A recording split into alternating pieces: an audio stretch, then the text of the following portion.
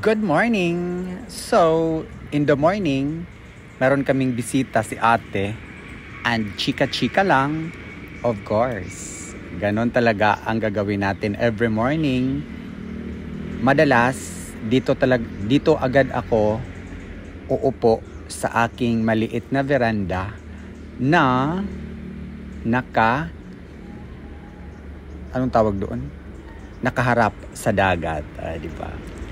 Bed mode pa ako dyan pero kailangan na nating bumangon dahil umaga na at kailangan nating i-exercise yung ating kalamnan. So ayan, that's my view in the morning. And while nagchika-chika kami ni ate with my mother, nandyan sa baba.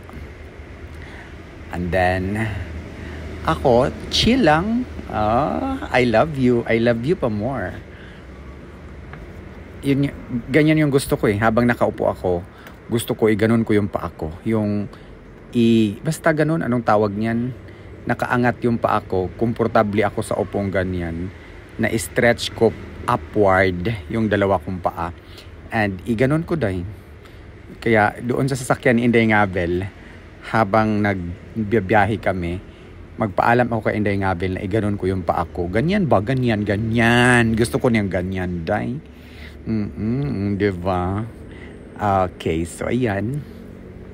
Inom tayo ng ating guyabano tea habang pinagmasdan ko ang kagandahan ng kapaligiran at makikita natin na lumilipad yung mga ibon. And oh my goodness. Very timing kasi may dagat. May barko na dumaan. 2 barko yan.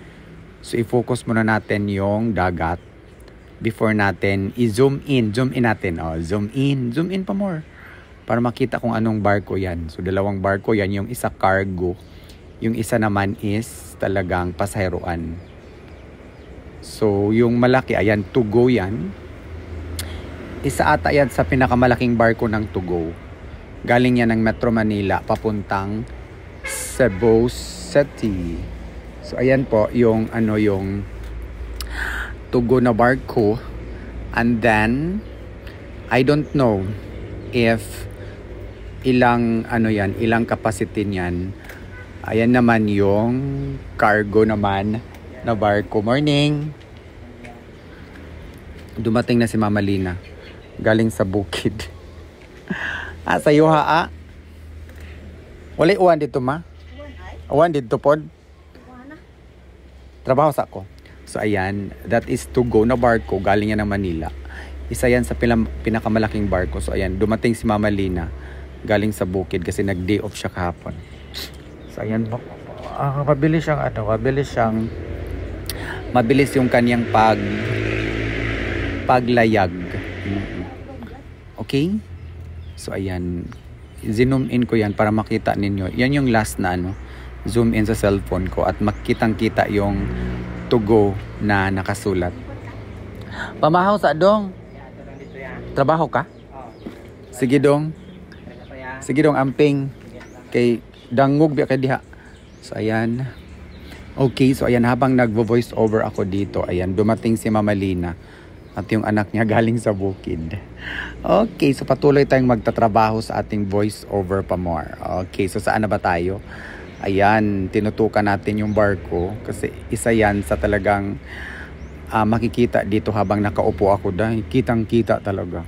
At siguro mga isang araw ang daming barko na dadaan dyan sa dagat. So, mabilis yung tugo kasi naunahan niya. Nasa CR ma, naunahan niya yung cargo na barko. Di ba? So, makikita natin yung aming garden dyan. Garden namin na malapit na siyang mapuno sa mga pananim kasi tinataniman nila yan ng gusto kong gulay. So, i-zoom in ulit natin kung saan. Ayan, nauna na yung tugo na barko. Ang ganda niya tingnan.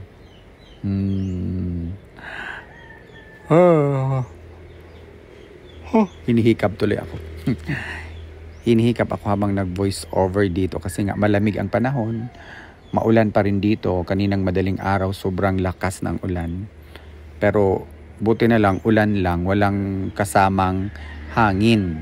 Kasi pag may kasamang hangin, parang mababasa talaga dito yung veranda ko. Kaya, ayan, lumabas ako dyan. So, ayan, lumabas ako. Papunta ako doon sa aming garden habang yung background ko yung aming bahay. Yung aming munting bahay. Pero, maganda ang forma dahil. So, yung ilalim dyan, ayan, pasensya na. Kasi hindi ko pa talaga napalinis yan. Kasi meron pa akong gagawin dyan. So, ayan po yung aking background. Okay, so iikot natin yung camera. So, yung nahagip sa camera, yung may aso. Yan yung pinakapakain naming aso dito, 5. So, yung ilalim dyan, ilalim ng veranda ko, ginawa muna naming stock room sa mga bagay na hindi magagamit. So, pero, yan yung ilalim. Medyo ano pa yan, hindi pa yan arrange. Kasi, yun nga, meron pa akong ipapagawa dyan. Ipapasemento ko pa yan para gagawing stock room. Morning, Dong. Yan, ang daming dumating. Dumating na si Leo para magtrabaho. So, ayan. Yan, o, diba? Ang ganda ng flower ng patola. Patola yan eh.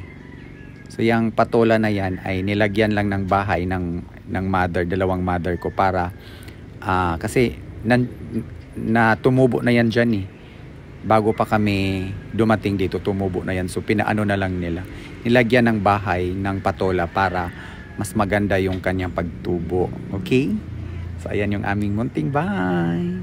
At ako ay maglalakad-lakad muna, mag-inspect muna ako dito sa garden namin. Kasi nga, ang daming lupa na dumadaloy, inanod ng baha. Kasi nga, may baha eh. Dahil sa lakas ng ulan. So, kailangan pa talaga na lagyan ng harang itong mga parte ng garden namin na medyo matarik para yung lupa ay hindi siya tuluyang dadalhin sa baha. So, ayan, paalam na tayo pala. Kasi, okay, bye! Ingat, see you later.